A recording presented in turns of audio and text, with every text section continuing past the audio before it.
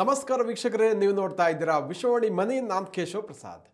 ವೀಕ್ಷಕರೇ, ಅನೇಕ ಮಂದಿ ಉದ್ಯೋಗ ಒಂದು 20-25 ವರ್ಷ ಸೇವೆಯನ್ನು ಸಲ್ಲಿಸಿದ ನಂತರ ಅವ್ರಿಗೆ ನಿವೃತ್ತಿ ಜೀವನ ಸಮೀಪಿಸುತ್ತೆ. 58ನೇ ವರ್ಷಕ್ಕೆ ಭಾರತದಲ್ಲಿ ಸಾಮಾನ್ಯವಾಗಿ ನಿವೃತ್ತಿ ಆಗುವಂಥ ವಯಸ್ಸು. ಎಷ್ಟೋ ಮಂದಿ ಸಂಪಾದನೆಯ ಸಂದರ್ಭದಲ್ಲಿ ನಿವೃತ್ತಿಯ ಆರ್ಥಿಕ ಬದುಕಿನ ಬಗ್ಗೆ ಸಾಕಷ್ಟು ಕೆಲವರು ಯೋಚನೆ ಮಾಡ್ತಾರೆ, ಕೆಲವರು ಯೋಚನೆ ಮಾಡದೇ ಇರ್ತಾರೆ. ಸೊ ಇಂಥ ಒಂದು ಸಂದರ್ಭದಲ್ಲಿ ನಿವೃತ್ತರು ಯಾವ ರೀತಿಯ ಉಳಿತಾಯವನ್ನು ಮಾಡಬೇಕು ಅನ್ನೋದ್ರ ಬಗ್ಗೆ ಇವತ್ತಿನ ವಿಶೇಷ ಎಪಿಸೋಡಲ್ಲಿ ನಾವು ಸಾಕಷ್ಟು ಉಪಯುಕ್ತವಾದ ವಿಚಾರಗಳನ್ನು ತಿಳಿದುಕೊಳ್ಳೋಣ. ಇದಕ್ಕಾಗಿ ನಮ್ಮ ಜೊತೆ ಇವತ್ತು ಹಿರಿಯ ಬ್ಯಾಂಕರ್ ಮತ್ತು ಹಣಕಾಸು ತಜ್ಞರಾದ ಜಗನ್ನಾಥ್ ಅವರು ನಮ್ಮ ಜೊತೆ ಇದ್ದಾರೆ. ಬನ್ನಿ ಕಾರ್ಯಕ್ರಮಕ್ಕೆ ಅವರನ್ನ ಬರಮಾಡ್ಕೊಳ್ಳೋಣ. ನಮಸ್ಕಾರ ಜಗನ್ನಾಥ್. ನಮಸ್ಕಾರ. ಅಂದ ಹಾಗೆ ಇವತ್ತಿನ ಎಪಿಸೋಡಲ್ಲಿ ನಾವು ನಿವೃತ್ತರು ಯಾಕೆ ಉಳಿತಾಯ ಮಾಡಬೇಕು, ಹೇಗೆ ಉಳಿತಾಯ ಮಾಡಬೇಕು ಅನ್ನೋದ್ರ ಬಗ್ಗೆ ಸಾಕಷ್ಟು ಮಾಹಿತಿಯನ್ನು ತಮ್ಮಿಂದ ನಿರೀಕ್ಷೆ ಮಾಡ್ತಾ ಇದ್ದೀವಿ. ಸರ್, ನನ್ನ ಪ್ರಕಾರ ನಿವೃತ್ತರು ಅಂದರೆ ಆಮೇಲೆ ಅವರಿಗೆ ಆದಾಯ ಇರಲ್ಲ, ಜಾಸ್ತಿ ಇರಲ್ಲ. ಕರೆಕ್ಟ್. ಅಥವಾ ಅವರಿಗೆ ಕೂಡಿಟ್ಟಿರೋ ದುಡ್ಡಿನ ಮೇಲೆ ಬಡ್ಡಿ ಬರ್ಬೋದು. ಹೌದು. ಅಥವಾ ಕೆಲವರಿಗೆ ಪೆನ್ಷನ್ ಬರ್ಬೋದು, ಕೆಲವರಿಗೆ ಮಕ್ಕಳುಗಳು ದುಡ್ಡು ಕೊಡ್ಬೋದು. ಈ ರೀತಿ ನಿಜ. ನನಗನ್ಸೋದೇನಂತ ಹೇಳಿದರೆ, ನಿವೃತ್ತರು ಮೊದಲನೇದಾಗಿ ಆರೋಗ್ಯ ಉಳಿಸ್ಕೊಬೇಕು. ಆರೋಗ್ಯವಾಗಿದ್ದರೆ ಅಷ್ಟು ದಿನ ಕೆಲಸ ಮಾಡಿರ್ತಾರೆ, ಸಂತೋಷವಾಗಿ ಇವಾಗ ಓಡಾಡ್ಬೋದು, ಕೆಲಸ ಕಾರ್ಯಗಳು ಮಾಡ್ಬೋದು, ಬೇರೆ ಬೇರೆ ಕಾರ್ಯಕ್ರಮಗಳಿಗೆ ಹೋಗ್ಬೋದು. ನಿವೃತ್ತರು ಸುಖವಾಗಿರ್ಬೇಕು. ಆರೋಗ್ಯ ಭಾಗ್ಯ ಅಂತೀರಿ. ಆರೋಗ್ಯವೇ ಭಾಗ್ಯ. ಆರೋಗ್ಯ ಉಳಿಸ್ಕೊಬೇಕು. ಏನು ಉಳಿಸ್ಬೇಕು ಅಂದ್ರೆ ಆರೋಗ್ಯ ಉಳಿಸ್ಬೇಕು. ಎರಡನೇದು, ಸಂಬಂಧಿಕರನ್ನ, ಸ್ನೇಹಿತರನ್ನ ಉಳಿಸ್ಕೊಬೇಕು. ಕರೆಕ್ಟ್. ಅವ್ರು ಯಾವುದಾದ್ರೂ ಕಾರ್ಯಕ್ರಮಕ್ಕೆ ಕರೆದ್ರೆ ಸುಖವಾಗಿ ಹೋಗಬೇಕು, ಗಂಡ ಹೆಂಡತಿ ಹೋಗಿ ಬಂದು ಮಾಡಬೇಕು. ಆ ರೀತಿ ಇರಬೇಕಾಗತ್ತೆ. ಆಮೇಲೆ ಮೂರನೇದೇನೆಂದರೆ, ಅಲ್ಲಿ ತನಕ ಕಷ್ಟಪಟ್ಟು ಉಳಿಸಿರೋ ದುಡ್ಡನ್ನು ಉಳಿಸ್ಕೊಬೇಕು. ಅಲ್ಲೇ ಎಷ್ಟೋ ಜನ ಎಡುತ್ತಾರೆ. ಆ ಸಮಯದಲ್ಲಿ ಸ್ವಲ್ಪ ಜಾಸ್ತಿ ದುಡ್ಡು ಬಂದ್ಬಿಡುತ್ತೆ, ಅದು ಮುಂದೆ ಪೂರ್ತಿ ಬೇಕು, ಅದನ್ನು ಯಾರೋ ಕೇಳಿದರು ಅಂತ ಕೊಟ್ಬಿಟ್ರೆ ಬಹಳ ಅನ್ಯಾಯ ಆಗೋಗುತ್ತೆ. ಇದು ನಿಜವಾಗ್ಲೂ ವಾಸ್ತವ. ಆಮೇಲೆ ಇವಾಗ ಯಾರೇ ಒಬ್ಬರು ಉಳಿಸ್ಬೇಕಾದ್ರೂ ಒಂದು ಸ್ವಲ್ಪ ಭದ್ರತೆ ಬಗ್ಗೆ, ಆಮೇಲೆ ದ್ರವ್ಯತೆ ಬಗ್ಗೆ, ಲಾಭದ ಬಗ್ಗೆ ಯೋಚನೆ ಮಾಡಬೇಕು. ಯಾಕಂತ ಹೇಳಿದರೆ, ನಾವು ಉಳಿಸಿರೋ ದುಡ್ಡು ಭದ್ರವಾಗಿರಬೇಕು. ಯಾರಿಗೋ ಕೊಟ್ಬಿಡೋದು, ಕಳ್ಕೊಂಬಿಡೋದು, ಬಡ್ಡಿ ಜಾಸ್ತಿ ಬರುತ್ತೆ ಅಂತ ಅಂದ್ಕೊಳ್ಳೋದು. ಜಂಕ್ ಬಾಂಡ್ಸ್ ಅಂತ ಸಿಗುತ್ತೆ, ಆ ಬಾಂಡ್ನಲ್ಲಿ ಹಾಕಿದರೆ ಜಾಸ್ತಿ ಬಡ್ಡಿ ಬರುತ್ತೆ, ಆದರೆ ಹೋಗೋ ಚಾನ್ಸಸ್ ಜಾಸ್ತಿ. ಇನ್ನು ಕೆಲವರು ಯಾವುದೋ ಕೋಆಪರೇಟಿವ್ ಸೊಸೈಟಿಲಿ ಜಾಸ್ತಿ ಬಡ್ಡಿ ಸಿಗುತ್ತೆ ಅಂತ ಎಲ್ಲೋ ಹಾಕ್ಬಿಟ್ಟು ಕಳ್ಕೊಳ್ಳುವಂಥ ಉದಾಹರಣೆಗಳು ನಾವು ನೋಡಿದ್ದೀವಿ. ಹೌದು. ಅದಕ್ಕೆ ಸರ್ಕಾರದವ್ರು ಏನು ಮಾಡಿದ್ದಾರೆ, 1960-61ರಲ್ಲಿ ಲಕ್ಷ್ಮೀ ಬ್ಯಾಂಕ್ ಅಂತ ಒಂದಿತ್ತು, ಅದು ಮುಳುಗೋಯ್ತು. ಸುಮಾರು ಬ್ಯಾಂಕ್ಗಳು ಮುಳುಗೋಕ್ಕೆ ಶುರುವಾಯಿತು. ಆವಾಗ deposit insurance credit guarantee corporation, DICGC ಅಂತ ಶುರು ಮಾಡಿದರು. 5 ಲಕ್ಷದ ತನಕ ಒಂದು ಬ್ಯಾಂಕ್ನಲ್ಲಿ ಒಬ್ಬರ ಹೆಸರಿನಲ್ಲಿ ಇಟ್ಟಿರೋ ದುಡ್ಡನ್ನು ಬ್ಯಾಂಕ್ ಮುಳುಗೋದ್ರೂ ಸರ್ಕಾರದವ್ರು ಕೊಡ್ತಾರೆ. ಸರ್ಕಾರ ಅಂದರೆ DICGC. ಅದರಿಂದ 5 ಲಕ್ಷದ ತನಕ ಗಂಡ, 5 ಲಕ್ಷ ಹೆಂಡತಿ, ಈ ಥರ ಬೇರೆ ಬೇರೆ ಬ್ಯಾಂಕ್ನಲ್ಲಿ ಇಟ್ಟಿದ್ರೂ ಅದರಿಂದ ಉಪಯೋಗ. ನೀವು ಹೇಳೋದು ಆ ರೀತಿಯಲ್ಲಿ ಒಳ್ಳೆಯದು. ಕರೆಕ್ಟ್. ಲಾಭ ಅಂದರೆ ಬಡ್ಡಿ ನಮಗೆ ಬರಬೇಕು. ನಾವಿಟ್ಟಿರೋ ದುಡ್ಡಿಗೆ ಸರಿಯಾಗಿ ಮರುಪಾವತಿ ಆಗಬೇಕು. ನಮಗೆ ಬರಬೇಕು ದುಡ್ಡು. ಯಾರಿಗೋ ಕೊಟ್ಬಿಡೋದು, ಅವ್ರು ಬಡ್ಡಿ ಕೊಡ್ತೀನಿ ಅಂತ ಹೇಳೋದು, ಕಳ್ಕೊಳ್ಳೋದು, ಅದನ್ನು ಮಾಡಬಾರ್ದು ನಿವೃತ್ತರಾದ ಮೇಲೆ. ಮೂರನೇದೇನಂತ ಹೇಳಿದರೆ, ಒಂದು 6 ತಿಂಗಳಿಗೆ ಬೇಕಾಗುವಷ್ಟು ದುಡ್ಡಾದ್ರೂ SB ಅಕೌಂಟ್, ಉಳಿತಾಯ ಖಾತೆಯಲ್ಲಿ ಇಟ್ಕೊಂಡಿರೋದು ಒಳ್ಳೆಯದು. ಯಾಕಂತ ಹೇಳಿದರೆ, ನಮ್ಮ ಆರೋಗ್ಯ ಏರ್ಪೇರಾದಾಗ, ತಕ್ಷಣಕ್ಕೆ ಯಾವುದೋ ಒಂದು ಖರ್ಚು ಬಂದಾಗ, ಆವಾಗ ನಮಗೆ ಬಹಳ ಉಪಯೋಗ ಆಗುತ್ತೆ. 6 ತಿಂಗಳ ದುಡ್ಡನ್ನು ಒಂದು ಕಡೆ ಇಟ್ಕೊಬೇಕಾಗತ್ತೆ. ಈ ರೀತಿ ನಾವು ಯೋಚನೆ ಮಾಡಿಕೊಂಡ್ರೆ ಭಾಳ ಚೆನ್ನಾಗಿರುತ್ತೆ. ಆಮೇಲೆ ನಾವು ಯಾರ ಮೇಲೂ ಅವಲಂಬಿಸಬಾರ್ದು. ನಿವೃತ್ತರಾದ ಮೇಲೆ ಯಾರ ಹತ್ರನೋ ಹೋಗೋದು, ಕೈ ಚಾಚೋದು, ಯಾರನ್ನೋ ಕೇಳ್ಕೊಳ್ಳೋದು, ಆ ರೀತಿ ಆಗಬಾರ್ದು. ನಾವು ಸುಖವಾಗಿರುವಂಥ ವಿಚಾರಗಳು ಇರಬೇಕಾಗತ್ತೆ. ಆದರೆ ಒಂದು ವಿಚಾರ, ಕೆಲವರಿಗೆ ದುಡ್ಡು ಇರುತ್ತೆ, ಮಕ್ಕಳು ಕೊಡ್ತಾರೆ, ಇಲ್ಲ ಅವರು ಉಳಿಸಿರ್ತಾರೆ, ಅವ್ರಿಗೆ ಪೆನ್ಷನ್ ಬರುತ್ತೆ, ಇಲ್ಲ ಬಾಡಿಗೆ ಬರುತ್ತೆ, ಅಂಥವರು ಪ್ರವಾಸಗಳಿಗೆ ಹೋಗ್ಬೋದು, ಸುಖವಾಗಿ ಖರ್ಚುಗಳನ್ನು ಮಾಡ್ಬೋದು, ಬೇರೆ ಬೇರೆಯವ್ರಿಗೆ ಏನಾದರೂ ಕೊಡಬೇಕು ಅಂತಿದ್ರೆ ಕೊಡ್ಬೋದು, ಇವೆಲ್ಲ ಮಾಡ್ಬೋದು. ಅದೇ ಕೆಲವರಿಗೆ ದುಡ್ಡು ಬಹಳ ಕಮ್ಮಿ ಆಗಿಬಿಡುತ್ತೆ ನಿವೃತ್ತರಾದ ಮೇಲೆ. ಹೌದು. ಪೆನ್ಷನ್ ಬರಲ್ಲ, ಬಡ್ಡಿನೂ ಕಮ್ಮಿ ಇರುತ್ತೆ, ಯಾಕಂದರೆ ಉಳಿತಾಯ ಕಮ್ಮಿ ಇರುತ್ತೆ. ಇದಕ್ಕೆ ಮೊದಲೇ ಉಳಿತಾಯ ಹೇಗೆ ಮಾಡಬೇಕು ಅಂತ ಯುವಕರಿಂದ ನಾವೇನಾದ್ರೂ ಅದ್ರ ಬಗ್ಗೆ ಯೋಚನೆ ಮಾಡ್ತಾ ಹೋದರೆ ನಾವು ನಿವೃತ್ತರಾದ ಮೇಲೆ ಸುಖವಾಗಿರ್ತೀವಿ ಅಷ್ಟೇ. ನಿವೃತ್ತರಾದ ಮೇಲೆ ಉಳಿಸೋದು ಏನು ಅಂತೇಳಿದರೆ ಅದು ಬೇರೆ ವಿಚಾರ. ಆಮೇಲೆ ಇನ್ನೊಂದು ವಿಷಯ ಏನು ಅಂತ ಹೇಳಿದರೆ, ಪ್ರತಿಯೊಬ್ಬರೂ ವಿಲ್ ಬರಿಬೇಕು. ವಿಲ್ ಬರೀಲೇಬೇಕು. ಅದು ಹೆಂಡತಿ ಹೆಸರಿಗೆ ಬರಿಬೇಕು. ಮಕ್ಕಳು ಎಷ್ಟೇ ಒಳ್ಳೆಯವರಾಗಿರಲಿ ಅವ್ರನ್ನ ಸಂಶಯ ದೃಷ್ಟಿಯಿಂದನೂ ನೋಡಬೇಡಿ, ಅವ್ರನ್ನ ಪರೀಕ್ಷೆನೂ ಮಾಡಬೇಡಿ. ಹೆಂಡತಿ ಹೆಸರಿನಲ್ಲಿ ಬರೀರಿ. ಹೆಂಡತಿ ಗಂಡ ಹೋದ ಮೇಲೆ ಮಕ್ಕಳಿಗೆ ಹೋಗುತ್ತೆ, ತೊಂದರೆ ಇಲ್ಲ. ಅದ್ರ ಬದಲು ನಾವು ಮಕ್ಕಳ ಹೆಸರಿಗೆ ಬರೆದುಬಿಡೋದು, ಅವ್ರಿಗೆ ಕೊಟ್ಬಿಡೋದು ಮಾಡೋ ಅವಶ್ಯಕತೆ ಇಲ್ಲ. ನಮ್ಮದನ್ನು ನಾವು ನೋಡ್ಕೊಳ್ಳೋಣ. ನಮ್ಮ ಮಕ್ಕಳು ಚೆನ್ನಾಗೇ ಇರ್ತಾರೆ, ಅವರೆಲ್ಲ ಚೆನ್ನಾಗಿ ಓದಿದ್ದಾರೆ, ಈಗಿನ ಕಾಲದಲ್ಲಿ ಒಳ್ಳೊಳ್ಳೆ ಕೆಲಸದಲ್ಲಿ ಇರ್ತಾರೆ, ನಮ್ಮ ದುಡ್ಡು ಅಷ್ಟೊಂದು ಉಪಯೋಗ ಆಗಲ್ಲ. ಇನ್ನು ಮಧ್ಯಮ ವರ್ಗದಲ್ಲಿ ಮಧ್ಯಮ ವರ್ಗದವರು ಇದ್ದಾರೆ. ನಾನು ಕಂಪ್ನಿಗಳಲ್ಲಿ ಕೆಲಸ ಮಾಡಿದೆ, ಬ್ಯಾಂಕ್ನಲ್ಲಿ 25 ವರ್ಷ ಇದ್ದೆ, ಆಮೇಲೆ ಕಂಪ್ನಿನಲ್ಲಿ ಕೆಲಸ ಮಾಡಿದೆ. ಅಲ್ಲೆಲ್ಲ ನೋಡಿದ್ದೀನಿ ನಾನು, 3, 4, 5 ಮನೆ ಕಟ್ಬಿಟ್ಟಿದ್ದಾರೆ. ಅದನ್ನು ನೋಡ್ಕೊಳ್ಳೋಕ್ಕೆ ಅವ್ರ ಮಕ್ಕಳಿಗೆ ರೆಡಿಯಾಗಿಲ್ಲ.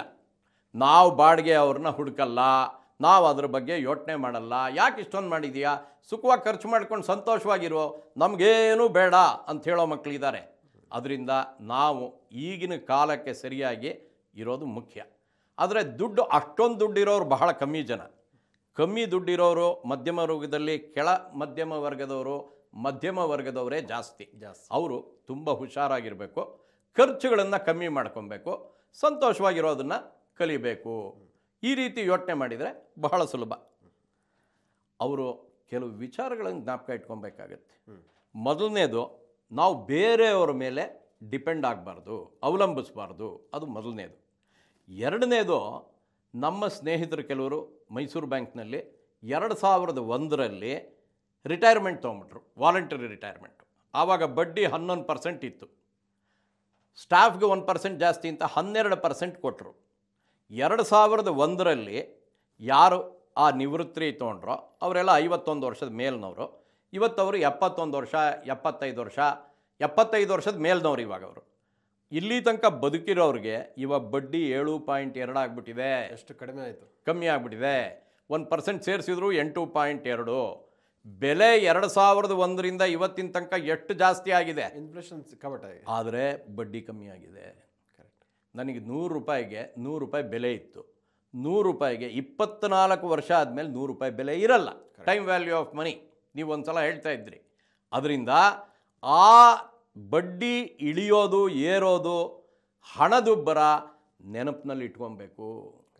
ನಾನು ನಿವೃತ್ತರ ದಿನ 50,000 ನನಗೆ ಬರುತ್ತೆ, 45,000 ಸಾಕು ಅಂದರೆ 5,000 ಜಾಸ್ತಿ ಅಂತ ಅಂದ್ಕೊಳ್ತೀವಿ.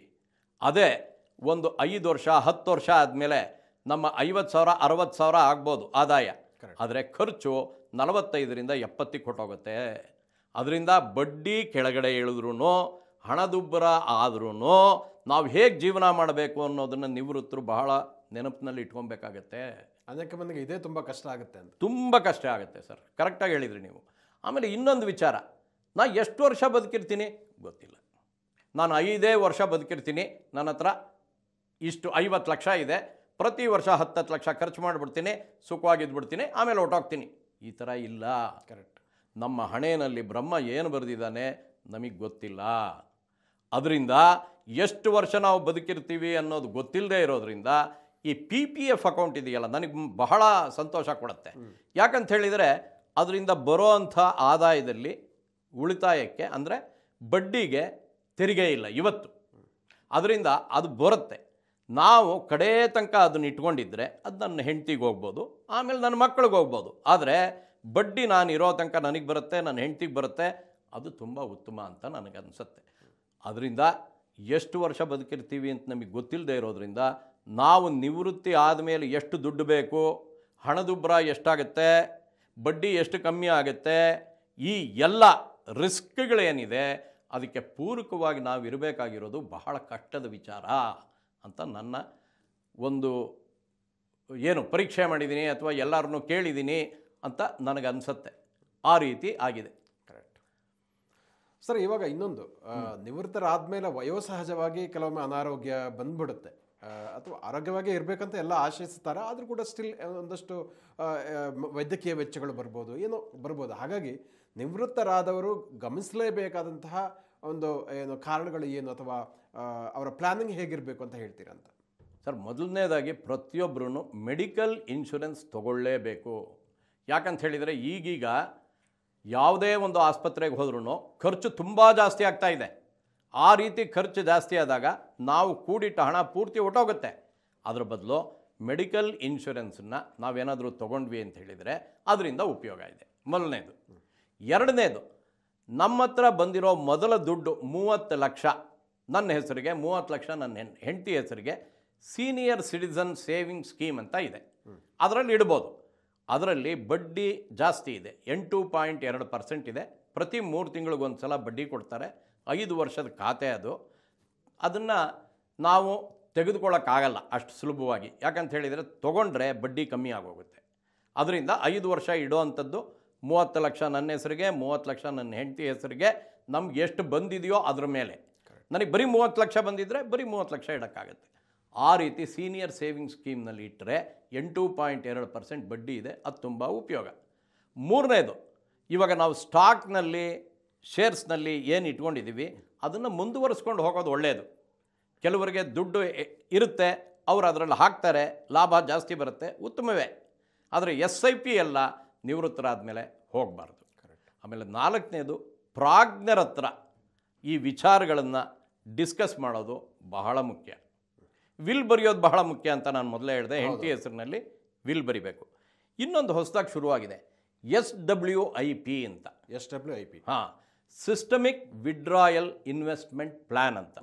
ಇದನ್ನು ಪ್ರಾಜ್ಞರ ಹತ್ರ ಹೋಗಿ, ನನ್ನ ಹತ್ರ 50 ಲಕ್ಷ ಇದೆ, ನಾ 50 ಲಕ್ಷ ಇಡ್ತೀನಿ, ಪ್ರತಿ ತಿಂಗಳು ನನಗೆ ಖರ್ಚಿಗೆ ಎಷ್ಟು ಬರಬೇಕು, ಅದರಲ್ಲಿ ತೆರಿಗೆ ವಿಚಾರ ಹೇಗಿದೆ, ಈ ವಿಚಾರ ಡಿಸ್ಕಸ್ ಮಾಡಿ ಸಿಸ್ಟಮಿಕ್ ವಿಡ್ರಾಯಲ್ ಇನ್ವೆಸ್ಟ್ಮೆಂಟ್ ಪ್ಲ್ಯಾನನ್ನು ತಗೊಳ್ಳೋದು ಉತ್ತಮ.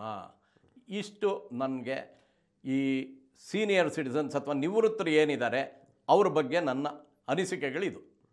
ಸರ್, ಇವಾಗ ರಿಟೈರ್ಡ್ ಆದವರಿಗೆ ಒಂದಷ್ಟು ಅಮೌಂಟ್ ಬರುತ್ತೆ. ಅದು ಮೆಚುರಿಟಿ ಆಗುವಂತಹ ರಿಟೈರ್ಮೆಂಟ್ ಬೆನಿಫಿಟ್ಗಳು.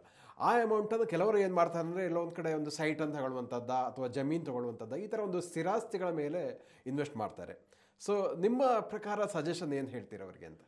ಸರ್, ನಾವು ಮನೆ ತೊಗೊಬೇಕಾದ್ರೆ, ನಿವೇಶ ತೊಗೊಬೇಕಾದ್ರೆ ತುಂಬ ಒಳ್ಳೆಯದು. ಆದರೆ ಯುವಕರು 40 ವರ್ಷ 45 ವರ್ಷ ಈ ರೀತಿ ತೊಗೊಳ್ಳೋದು ಉತ್ತಮ. ನಿವೃತ್ತರಾದಾಗ ನಮಗೆ ಏನು ಬರುತ್ತೆ ಅದು ಮುಂದಿನ ಜೀವನಕ್ಕೆ.